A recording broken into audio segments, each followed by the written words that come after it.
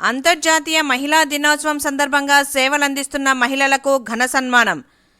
కడప నగరంలోని అల్మాస్పేటలో ఉన్న ప్రధానమంత్రి కౌశల్ కేంద్ర స్కిల్ డెవలప్మెంట్ ట్రైనింగ్ సెంటర్లో అంతర్జాతీయ మహిళా దినోత్సవాన్ని పురస్కరించుకొని Maulana educational and welfare society అధ్యక్షుడు షేక్ అబ్దుల్ షబ్బీర్ ఆధ్వర్యంలో సేవలందిస్తున్న మహిళలకు ఘనంగా సన్మాన కార్యక్రమాన్ని నిర్వహించారు. ఈ కార్యక్రమానికి ముఖ్య అతిథులుగా ప్రముఖ విద్యావేత్త ఎం కేశవరెడ్డి, ప్రముఖ సీనియర్ న్యాయవాది, అంతర్జాతీయ అవార్డు గ్రహీత డాక్టర్ ప్రభాకర్ జాలా పాల్గొన్నారు. ఈ సందర్భంగా వారు మాట్లాడుతూ సమాజంలో మహిళా పాత్ర చాలా కీలకమైనదని, మహిళలు అనుకుంటే దేనినైనా సాధించవచ్చన్నారు.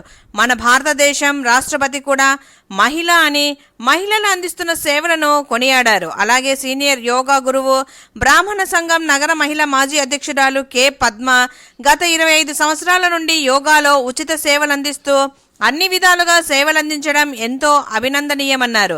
మానసిక వికలాంగుల ప్రభుత్వ ఉపాధ్యాయురాలు ఎం మమత గత 15 సంవత్సరాల నుండి సేవలందించడం ప్రశంసనీయమన్నారు.